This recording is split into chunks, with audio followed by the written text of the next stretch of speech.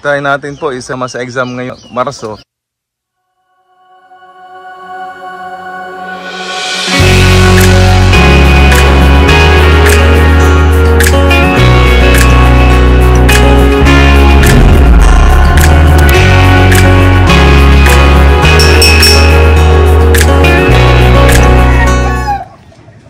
Good afternoon po mga ka-fried chicken. Ako po ulit si Fried Chicken po, ang manok lover po ng Cebu.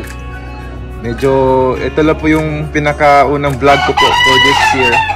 Parang hindi yata ako nakapag-upload yata ng mga 1 year na siguro. So yung nakikita nyo po ngayon is a 1/4 SBR Super Brown Red. 3 times winner na po yung malaki, yung top po. Pinaris ko po sa SBR na 50%, 1/2 na kapatid po ng mga SBR na nanalo. Yes, naalala nyo po, meron ba akong nakuhang SBR sa Argao? Yung nakuha ko po doon is yung kay Sir Tatang Amarillo ng MSC Game Farm po. So yung video na po ito is ipapakita ko po yung mga anak po ng mga Super Brown Red natin na na-purchase natin last year from Argao. So, sit tight po and watch the video. So ito po yung isa sa mga anak ng SBR Argao. Galing po sa Argao yan. February born po ito. Last year, February. Hindi ko po siya nailaban dahil sa tingin ko lang po, sa preference ko lang po ito. Medyo mahaba po yung mga paa niya. Parang yung plano ko dito is papagulangin ko lang po. Bali ito po yung kapatid po ng dalawang SBR ko po na nanalo na. Yan. Ito rin po, hindi rin po doon na ilaban. February born din po ito. Last year February, hindi rin po na ilaban dahil sa tingin ko rin po, medyo mahaba po yung mga paa niya.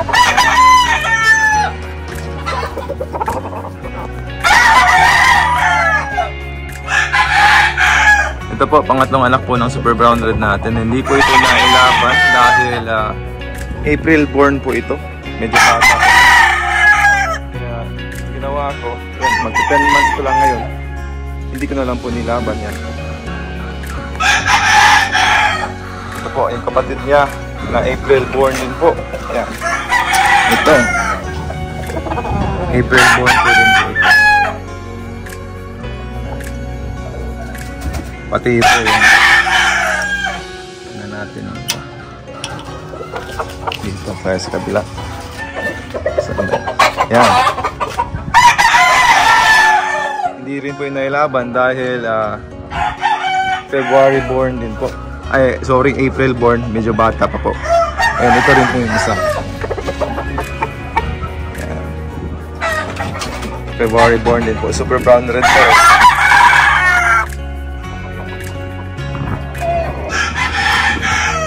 Ilipat po tayo sa kabila para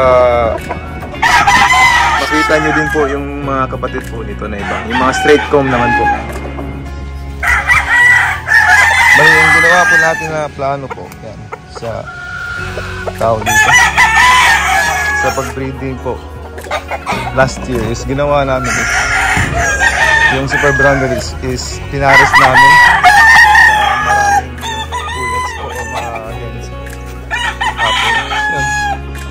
Yun po yung mga naging mga resulta po. Yan, napansin ko ito. Pangit tingnan niya. Medyo matangkad po kasi siya. Pinasok ko muna siya sa cage po. Yan. Tapos ngayon, medyo magulang na. Nilabas ko na. Maulan na lang to. Tapos magiging okay na to. Para ilaban niya. So, continue po tayo. Ito po yung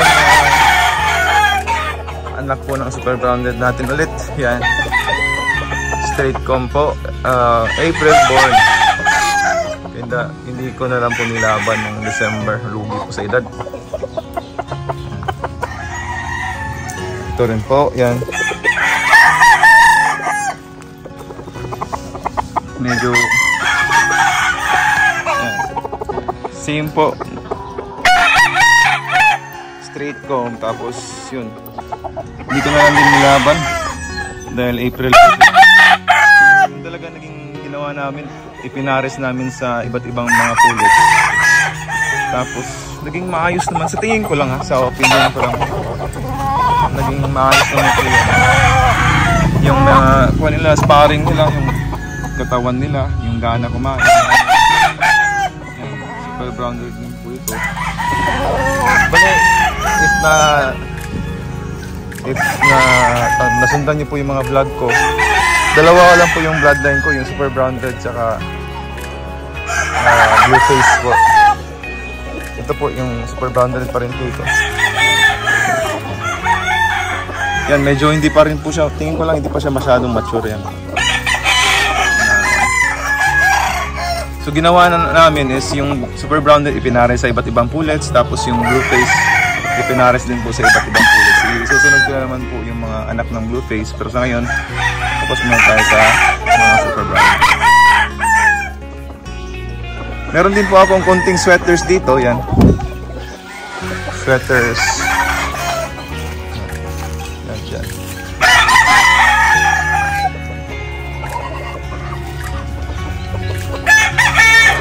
Okay lang na buwan lang.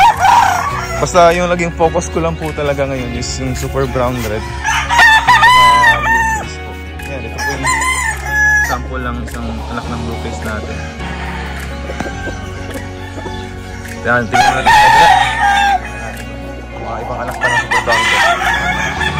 So ito po yung isang anak na naman po ng super brown red. Yan. Ito. Yan. Dami pong super brown red dito. Tingnan niyo po yung mga kulay nila. Yung naging issue lang po nito eh, masyadong maaga po. Ay, masyadong late na po. April po sila na board na panganak. Kaya hindi ko na lang po nilaban. So gagawin ko, pagubulangin ko na lang po ng konti tapos bago ilaban. Tingnan natin sa exams.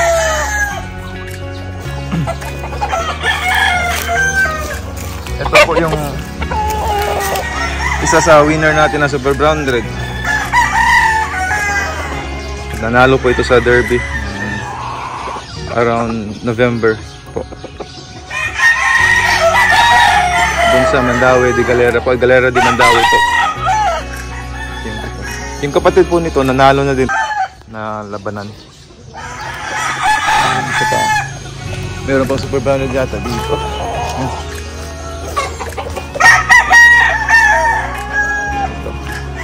Yan, ito yata yung pinakahuling anak na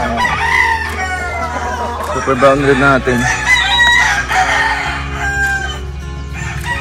So tingnan nyo, halos pagkapareho po yung tindig. Pag straight comb, ganito po yung tindig. Pag sa T-comb, ganito po yung tindig. Tindig ng T-comb. Yan, ito mga blue face po ito, pero sa next vlog na natin. Pag T-comb naman po, ganito po yung mga tindigan. Medyo yan.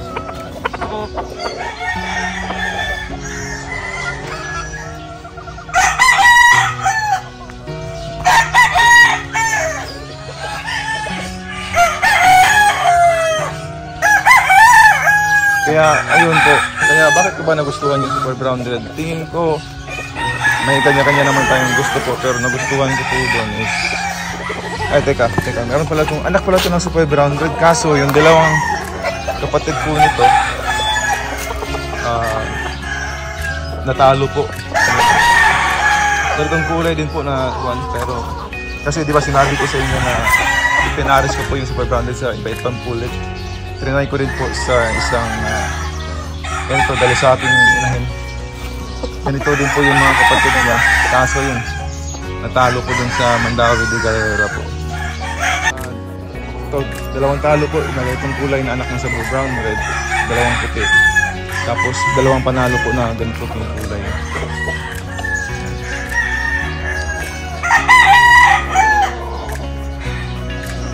So ayun po, yung kaya gustuhan ko po yung super brown red is dahil po ito sa ang tawag dito.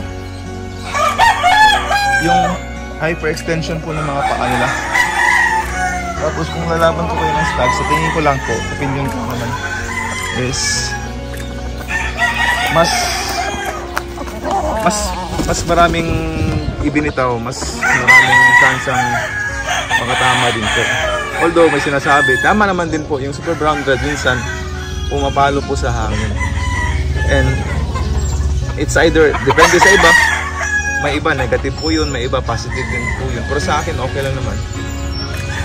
Basta yung nagustuhan ko po talaga sa kanila is yung dami ng palo, the extension of yung bitaw nila.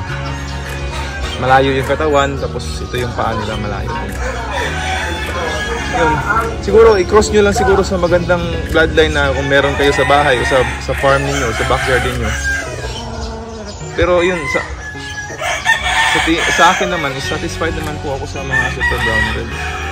Yung nakuha ko na Super Brown Red from Airwax, ganun din po yung laban niya, yung sparring style niya.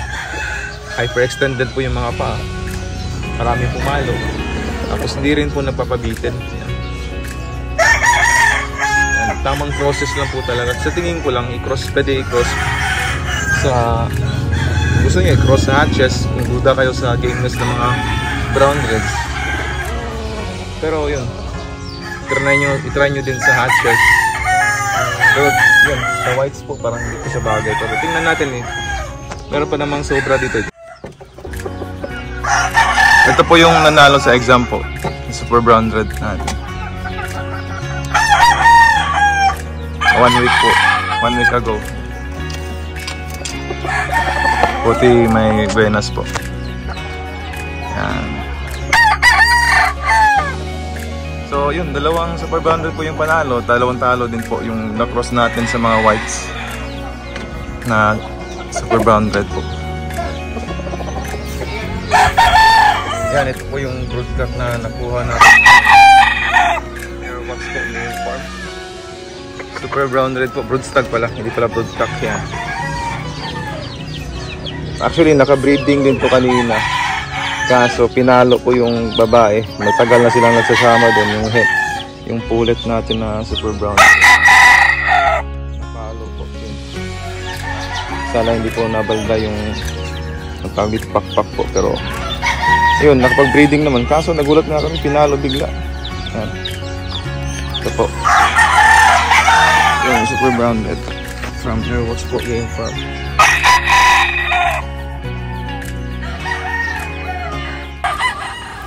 So ito po yung Super Brown Red natin from Argao po.